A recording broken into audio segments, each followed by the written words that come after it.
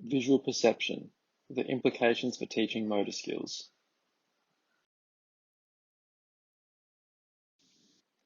So what is visual perception?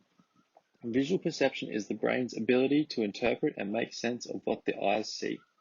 This means the shapes and objects that we see in day-to-day life are the same, but are interpreted differently. However, visual perception is not how clearly the eyes can see, which is a common misconception. So people can see clearly, perfectly fine, and not need glasses, but what they are looking at isn't what they perceive. Eye clarity is usually referred to as visual acuity.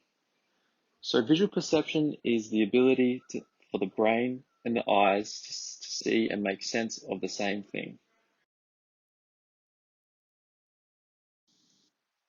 Perception is based on these categories.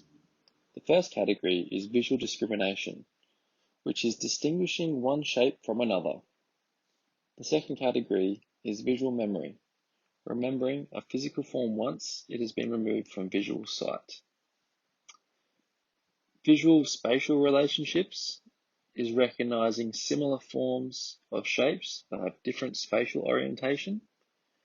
And visual form consistency, being able to perceive similar forms and ones that may be different in size, color, or space. The final three categories are visual sequential memory, being able to recall 2 to 7 items without vision being blocked, visual figure/ground, the ability to recognize items that are partially camouflaged, and visual closure, recognizing forms that are partially completed. Why is visual perception important? Visual perception is important for fine and gross motor skill development. The developmental continuum sees these skills develop from early childhood right through to adolescence. These skills will stick with a person from adolescence right through to older adulthood, where they will experience a regression phase. These skills are important not just at the early childhood stage, but when they get into adulthood. Say, for instance, driving a car. It is important to be able to perceive shapes and objects and different light coming in whilst you're driving a motor vehicle.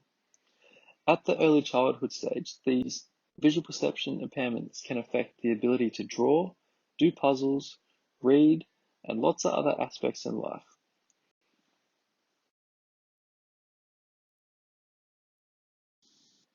If a child has their visual perception compromised in the early childhood phase, it can have a lasting effect on the child's confidence and self-esteem.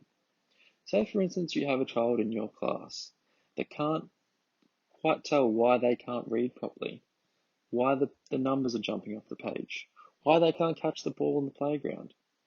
And just think for a second how that would affect your self-esteem if you were that child. These visual perception impairments can have a lasting effect on these children, and that's why they need to be picked up at the earliest convenience. It can also have an effect on the child's ability to perform academically and the ability to move.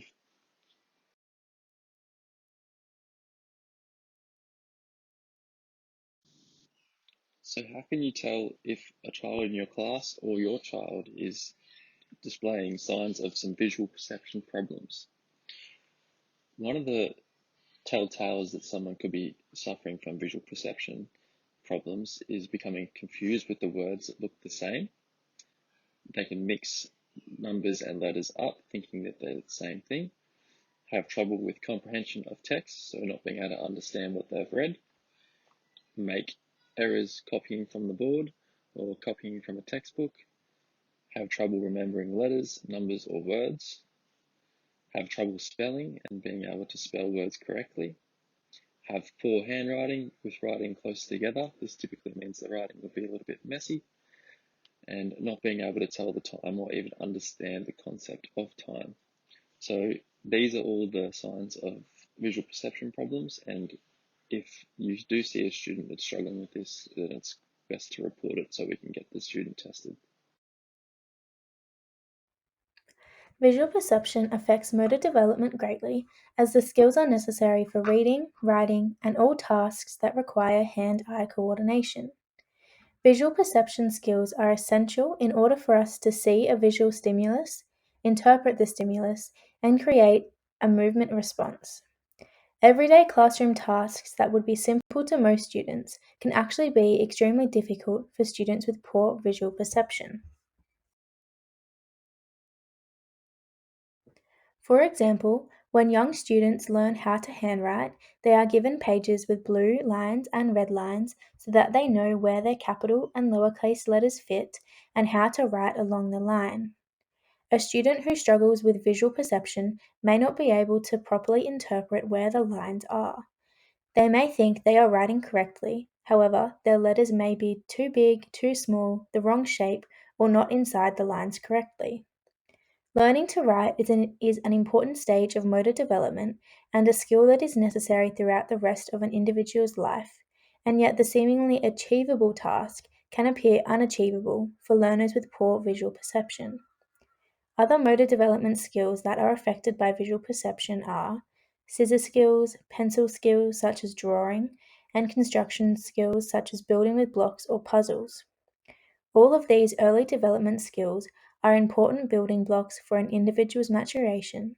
However, they are greatly affected by visual perception. There are two main motor development theories that can be applied to visual perception to investigate its effect as well as provide solutions. These are dynamic systems theory and information processing theory.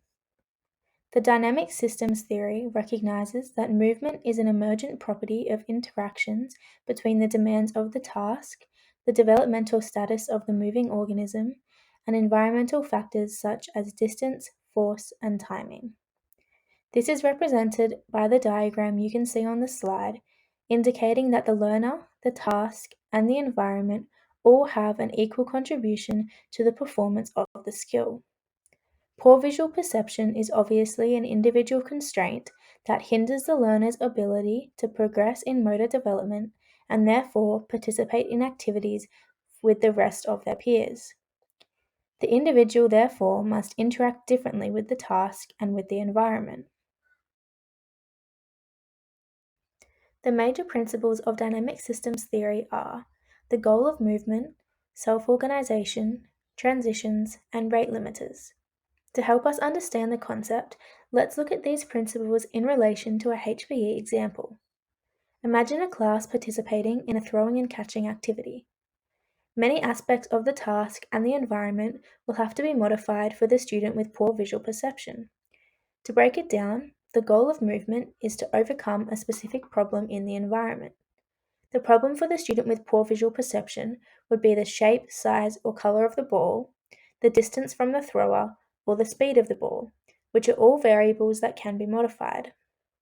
The self-organization principle says that the outcome of the task is dependent on the maturation of physical, emotional, and environmental factors. So the learner's physical perceptual ability or disability, their emotional motivation for the task, and the modified environmental factors mentioned earlier all affect the outcome. Next, the transition creates a period of instability in order for the skill to improve. Once the learner is successful with the task, there may be room for small modifications in order for their visual perception to perhaps improve. Finally, rate limiters are constraints that hinder the development of the motor skill. So in this case, the student's poor visual perception is a rate limiter to their catching development. Information processing theory is a three-stage process of creating long-term memory.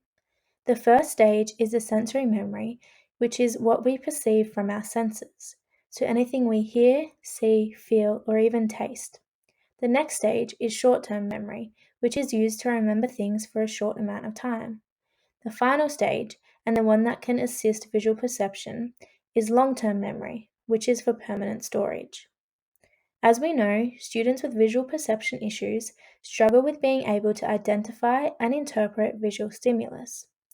The long-term memory can assist individuals with poor visual perception with their motor development.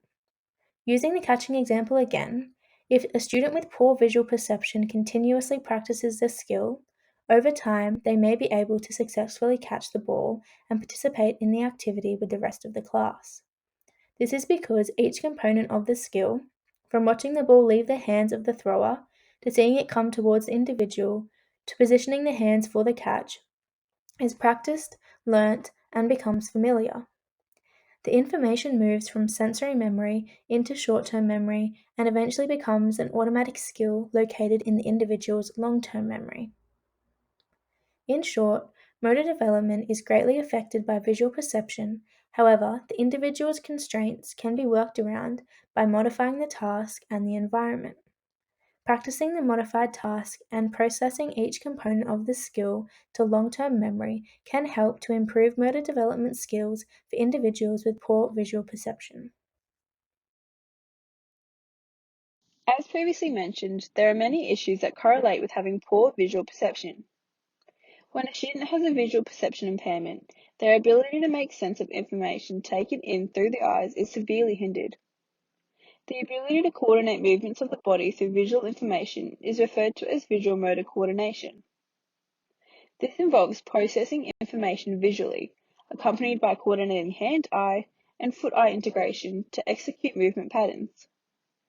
Many traditional sports such as tennis, soccer, baseball, or basketball require this ability in order to be successful. Unfortunately for children with visual perception impairments, their visual motor coordination skills are compromised as well. This is the reason students have issues with motor skills. From a teaching perspective, many implications arise from this. The physiological characteristics that a child with visual perception impairment possess can potentially affect their ability and willingness to participate in physical activity. It is important to note that with visual impairments, not one student will display the same level of motor development. Although many modifications and practical learning strategies can be utilized without diminishing the complexity and competitiveness of the game for other students. The fundamental motor skill of catching needs to be explicitly scaffolded and modified. Winnick and Peretta recommends using visual cues such as a colored ball when throwing and catching. This is a simple modification that doesn't change the skill or game that is involved in as a whole, but is greatly beneficial for a child with visual perception issues. In the early stages of development, the shape and size of the ball can also be adjusted to suit the student. Occupational therapists from KidSense Child Development recommend to reduce any clutter in the working environment. This refers to any other equipment, poster, line markings, or cones that could be too visually stimulating for a child. This allows the child to focus on one task at hand and minimizes the amount of information being processed. As well as focusing on a few items, it also allows the students to perfect the singular movement pattern.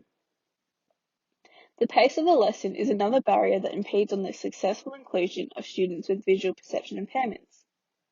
According to the developmental continuum, by school age, most students should be at sports skill and growth and refinement phase. It has been found that visually impaired children still need specific explanation, demonstration, physical guidance, and feedback regarding any skill or activity performance. As most typically functioning students progress faster, it wouldn't be appropriate or fair to regress the entire lesson. Instead, a more student-centered approach should be adopted, allowing visually impaired students to devote the time they need to effectively execute the fundamental movements. This style of teaching is known to promote a quicker understanding of and response to the desired task, and better skill performance. After teacher instruction, the students will be able to progress at their own pace. Another modification to boost involvement and participation refers to how the information for the lesson is delivered. As the child has a low ability to make sense of the information they are processing visually, the other senses play a huge role in catering to the impairment. In terms of developing their motor skills, the students will have to utilize their own hearing. It is important to have direct conversation and to speak directly to visually impaired students. These conversations and instructions need to be clear and explicit, leaving no room for misinterpretation.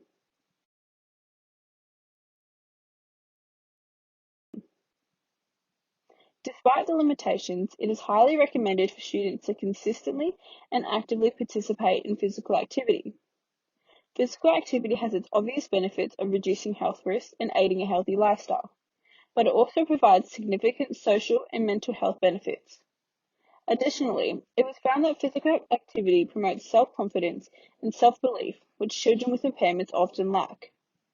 In terms of their own motor development, the consistent practice and involvement will only build and better each time. To conclude, children with visual perception impairments face multiple barriers in regards to their motor development. As a result, teachers need to remain conversant with current practices surrounding motor development impairments and ensure that students are well supported throughout their schooling. Thank you.